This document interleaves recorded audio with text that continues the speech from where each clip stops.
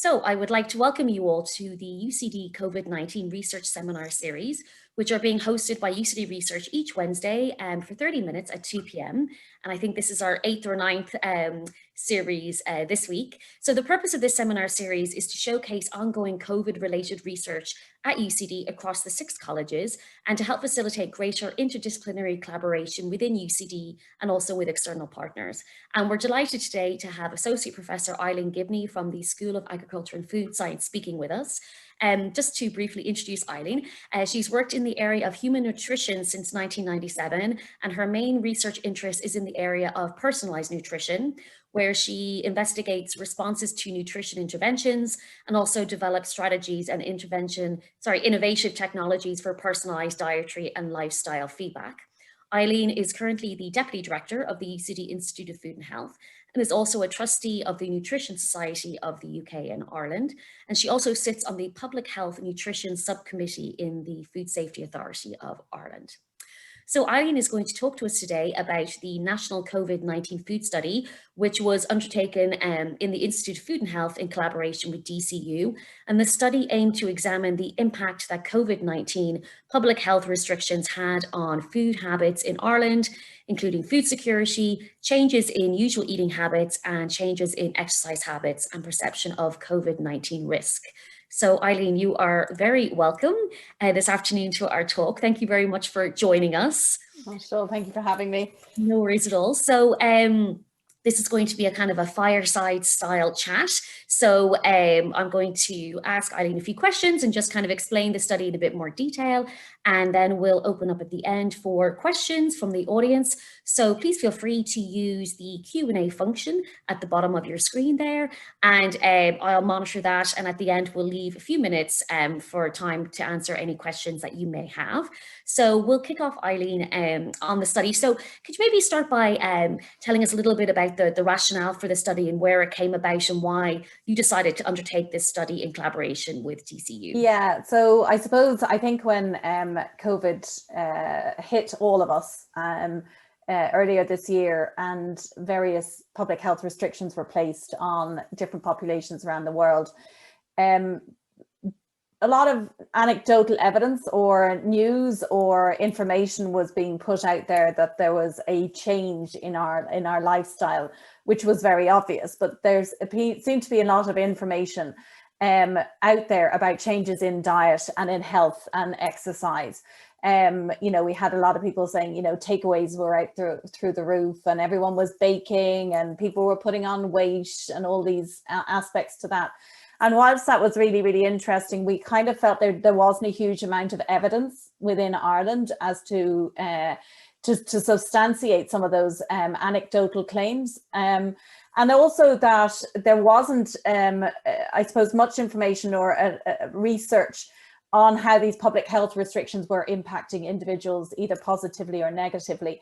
And we at that time point did not know how long these would be going on. We realized that there would be a cycle of restriction, minimization of that restriction, but then we would go back into that. So we felt it was an opportunity in that time to gather some evidence that could potentially give us, more information about how we could approach things a little bit better or different, or what things we had to worry about, or identify sectors of the society that were being impacted more because of these restrictions than others. So for that reason, a number of us working in nutrition in UCD, in the Institute of Food and Health, sort of said, well, could we do, a simple survey? And I mean, I know at the time there were surveys for absolutely everything. Everybody was doing a survey about everything. But we did feel that this, everyone feels their area is important, but we did really feel that this would be an interesting and important area for people to work. So we looked at, I suppose, existing surveys around Europe, and we looked at surveys that have also been collected previously in Ireland, within sort of Healthy Ireland, so that we collected comparable data, so that anything that we collected had a context, pre-COVID, and that we could compare our results across that. So we looked at, all of those kind of factors and then devised a questionnaire. Obviously, it was going to be delivered online.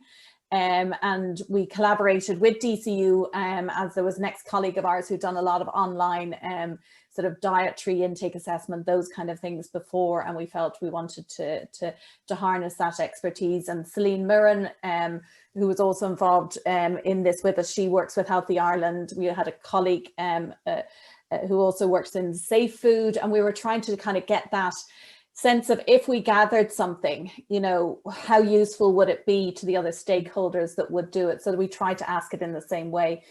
There were a lot of questionnaires around Europe, so we looked to those so that anything that we would collect would also be comparable to those as well. So that's where we started from.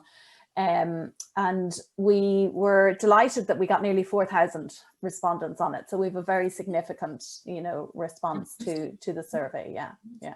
Very interesting. So I know that those collaborations were important, and timing was very important as well, to, you know, because the lockdown was announced quite quickly, and, you know, time was of the essence in terms of undertaking the survey. So can you maybe talk to us a little bit about the methodology? You mentioned that you had 4,000 online respondents, and I know there was also a more qualitative piece of work undertaken with advocacy and community groups as well. So I think that would be you're important to bring that up. We approached it with two ways that we know with previous experience at doing online surveys. You seem to capture those that are, you know, invested or interested in the topic that you're asking about, and they're more likely to reply. So therefore your data can be quite skewed.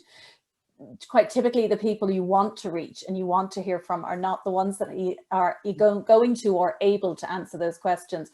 So we addressed it in two different ways. We kind of sort of said, well, we have to do this general questionnaire because we have to gather that depth of data that we can across that. We left it very open. We did try to get a balanced, targeted, you know, balanced population around the country of different age groups and different sexes. And I can come back to our respondents after that. But we also then realized that there was a sector of society that might not be responding to that. So we also chose to do a more qualitative piece of work, as you've described, reaching out to advocacy groups to ask those advocacy groups, you know, well, what are the issues that you are facing with respect to food and health and things like that? And to look at different advocacy groups, you know, around the homeless, around those that dealt with maybe elderly care, those that were looking at more marginalized sectors of society, going, you know, and supporting them with food banks and food parcels, those sorts of things, and also some addiction services. And then a lot of this advocacy kind of had a mix across many of those. So rather than, you know, give them another questionnaire to do, we couldn't have asked that information in that question or get that breadth of data in a single questionnaire. What we did is we did some sort of structured interviews with those. So I think we completed those with about 12 different advocacy groups across that range that we spoke of. So we have two pieces of work, I think, that sit alongside each other within this, the general survey, and then this more qualitative piece, which we felt was more appropriate to capture information from that group. Fantastic. And can you talk a little bit about how you went about the recruitment process for both the online and the kind of the more qualitative interview? So with any study, we had to go through ethics, and I just suppose want to thank ethics in UCD for being quick to, you know, respond to our ethics submission. So we devised the questionnaire as I described previously. Then we, you know, we developed a website, and our colleagues in the Institute of Food and Health supported us with that, Geraldine and Emma. And that was very important because it needs to be easy for participants to respond, you know, with that. We then did a brief press release to let everybody know we were doing this. We felt that the mainstream media would be one way of doing that. And also then many of us have a significant presence on social media, so we pushed it out through our social media contacts. We also, you know, I literally reached out to anyone and everyone is the honest answer, you know, sharing it out. And I was lucky enough to get onto radio a few times, as were some of my other colleagues. And we made sure that we got onto radio programs that were around the country and radio stations around the country, not just focused in one particular area. And, you know, we reached out to contacts that we had. So, you know, we did have significant contacts. We were mentioned on the 6 o'clock show. We were mentioned on the Ray Darcy show. I had to be interviewed on that, which was great. And that gave a real boost. And that kind of has a trickle effect because you can then do it. But a lot of it was obviously online and through social media. We were aware that we wouldn't capture everybody that way. So we did allow respondents to also, if they wanted to, they could just send an email and I would ring them back, or what someone else would ring them back to fill out the questionnaire for them over the telephone. But there really wasn't that many. I think if people were interested in doing it, they were just quite happy to press the link that was available and do them that way. So we do realize that, I suppose, the strategy that we didn't have a strategy to get a very targeted audience. We just accepted who came and what answers we got with that. So that would be a limitation in the context that we don't have a representative sample of all aspects of the population. But we have tried to address that by maybe, doing the advocacy groups, as we said with that. But it was just, and we had a very set time we wanted to do this. We wanted to get that information in the period of the lockdown. We also then asked individuals when they signed up if they wanted to do some longitudinal analysis to see how it changed. So we did ask, and a certain proportion of those, about 50%, said that they would do it, for the next few weeks. Now that dropped off, as we went, but we do quite a significant number of individuals that we can follow off through that period, some of which was coming out of, the lockdown end. So what we'll have to do is stratify any future analysis that we do on that to sort of see, as restrictions lifted, did people change, etc. So that's analysis that we will be doing at some point. Yeah. And how did you recruit or target the advocacy and community groups? How did that? So again, that was going through, I suppose, just sitting down and looking at the advocacy groups that are out there. There are a lot of very good websites that list a lot of advocacy groups and contacts within those, and then just sending out emails, trying to get in contact with them, ringing them up, sort of, and allowing them. What we did is we made an appointment with them, that they would, that suited them, and then we did basically a Zoom phone call or a Zoom interview with them that was then recorded, so that we're now able to transcribe those interviews. And they were conducted by 5 individuals within the group who have more experience on qualitative research than I don't have experience. So that was more led by some of my other colleagues who have more experience in that. But it was, I suppose, it's challenging, and they were challenged at the time. So, it was difficult to get through to them. But when we did, we were responded very well, and they really did want their story to be heard. So I think it's nice that we did capture it, and we're able to pass that on to the stakeholders to sort of recognize some of the issues that they have been facing in that time. Yeah. Absolutely, very good. Yeah. And maybe if you want to talk through some of the key findings from the study, and while you're doing that, I'm just going to share 2 slides that you sent me. So I'll just share those as you chat there. So I'll talk a little bit about the population that we got. So in terms of that, we got nearly 4,000 individuals. Now the majority of those were highly educated, and the majority were female. We did have a reasonably good age range, so we were able to do segregation analysis across genders and age group, which is what we wanted. We do have some socioeconomic data, but we haven't split the analysis looking at that specifically yet, because it's slightly more complex. We need to verify those things. So I suppose these are some of the top headlines that we found from the results. I'd like randomly take one. People did, there was a suggestion that people were eating more and putting on weight. But when we looked at that, there was a certain amount of individuals that were putting on weight. But then there were other individuals who were also losing weight, but a fair amount were also staying at a reasonably stable weight. When we look at the change in weight, that was primarily more in the older as opposed to the younger individuals. And that may be linked to the fact that younger individuals actually reported exercising more frequently than they had been doing pre-COVID, potentially, because they had more time with that. Some individuals were reporting eating more. What we did is we assessed individuals that their pre-COVID eating behavior, so that we could compare that to existing national dietary intake. And as a group, their pre-COVID eating behavior was very similar to that reported in previous surveys. So the individuals then sort of said that some of them reported eating a lot more, but then again, others remained the same.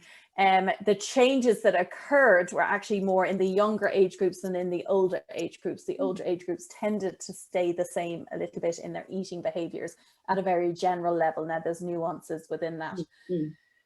Home baking, a lot of people reported an increase in home baking, and I think we can all remember the flour shortages of COVID. It's going to be one of those anecdotal stories we'll remember.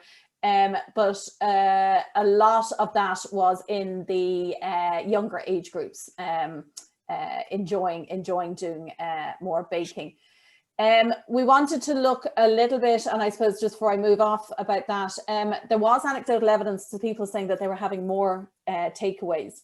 But actually, when we asked them about the takeaways, we were also considering their normal habits when they may have been taking away food during their daily activity. So actually, on reflection, when you looked at the overall frequency, there was actually a reduction in takeaways, but there were probably more takeaway meals at night, because takeaway itself could have been any food that was consumed away. So that definition of it, you know, that people were eating more of what they were in the home, but they were doing more maybe meals, so that as opposed to, you know, drinks that they would take away or snacks and those kind of eating on the go, because we were just unable to do that. So there was a difference in that.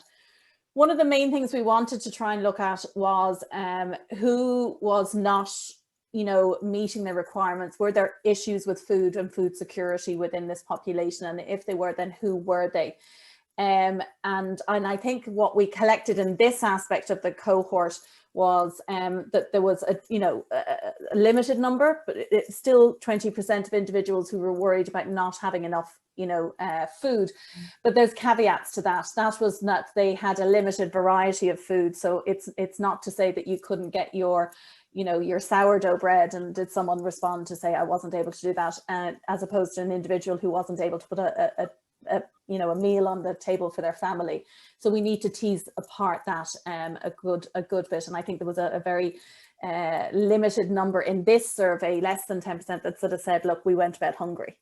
But that is still a significant amount. You know, when you look at some of the things here, with 30% of people increasing their body weight, you know, we can't have that as a nation that is already overweight, you know, and in such a short period for that to happen, that can be a very significant public health issue that will need to be addressed, not right now, but in the future years to come. And one of the things that I suppose is important to measure or to understand is that we measured a snapshot.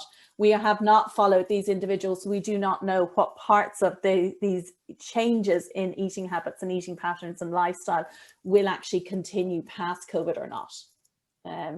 So I think there was definitely a change. There were some positives, there were some negatives, and some were more affected than others within those. But as I sort of said, you know, we're teasing apart a lot of those results at the moment.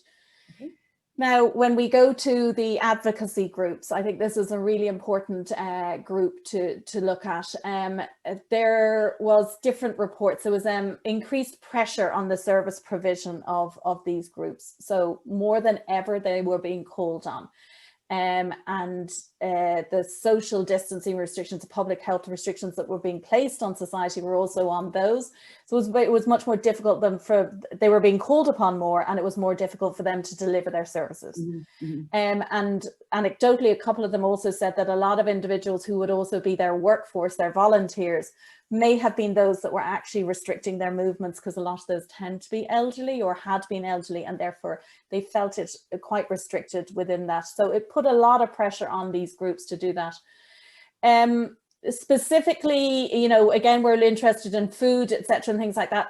Children not being in school, not having those provisions that can be provided in some schools and supported, like your breakfast clubs, your school lunches, your different food that can be provided throughout the day for the school. That did put significant pressure, and individuals who had never called on support or help before were calling because of aspects of that, because everyone was at home now and they were unable to provide for that. The social stresses that you see, I suppose, within some of the marginalized parts of society were exacerbated. Addiction issues were increased, domestic violence, and all sorts of aspects of that. So the stressors that are part of, you know, I suppose, unfortunately, part of individuals' lives whom these groups were supporting, they appeared to be augmented. And then that puts in the increased pressure on the service provision. So it was very difficult for those, particularly one example was the homeless individuals, that the movement between hostels was restricted, the ability to accept individuals was restricted, and therefore the ability to provide, the services, but we were interested in food again, to those individuals was reduced. So those who were who marginalized in society were put at the greatest risk, and the services, felt they were unable to provide the services that they wished for that.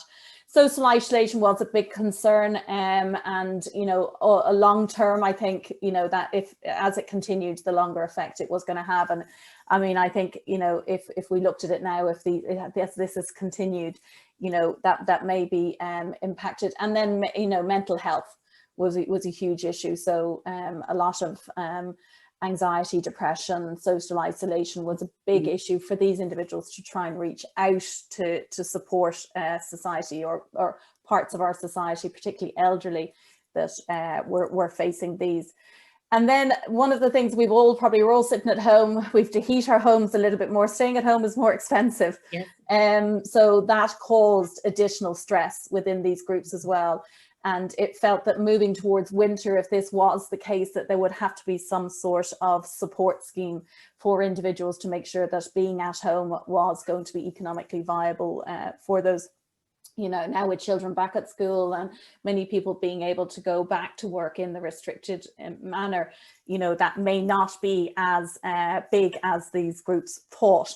But again, it was something that was of concern to their clients at the time when we were talking to them and interviewing them. So, I mean, I just want to thank, on behalf of the nation, I suppose, these individuals who run these groups and do this hard work for us. And I think it was very difficult, to listen to them during this. It was very, tough that, the most marginalized parts of our society were finding this the toughest. We all found it hard. But these guys were really hit. Yes, no, thank you. Very interesting findings.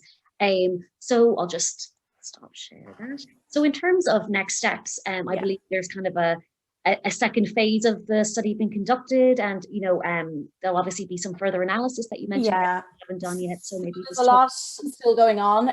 My colleague Charlene O'Reilly has repeated this study again during the second level 5 lockdown, because I suppose that's the one that really impacts when you're restricted, your home movements are restricted, and etc. And she's focused in that on women's health. So she has about 1,200 women across different parts of the country and different socioeconomic groups, etc. So she's really looking at the impact on women, and part of that are new mums, which is her area of research, and how that kind of isolation at probably a critical time is something that might need to be considered in terms of offering the right kind of support with that. That same study, I think, was being conducted over in Australia at the same time. So we have links with research teams over there, and they conducted a very similar survey to what we did at the same time. So future analysis might be able to compare across those. We had reasonably similar public health restrictions at the time, so it might be quite interesting to see, did they differ in the way that they impacted into the response. So we had shared our survey with them. They had taken elements of it that they wished to do. I know there are large European surveys, and there's national calls across Europe for individuals who have collected this data to be able to share that. And Celine Mirren from Public Health was approached from a number of her different collaborators for that. And of course, we've sort of said, yeah, we'll sign up to any joint analysis and be able to share that data within it. Myself, I'm quite interested in this area of meals that are being consumed and meal patterns. So one of the questions that we asked individuals to do was to ask us, we asked them, what did you eat yesterday, breakfast, lunch and dinner? So it was a very quick way that we could find out basic food intake. And what we're going to do is to compare that to existing data in Ireland as to whether did meals change. So it's one way to look to see, how did this impact on food intake and food security and things like that.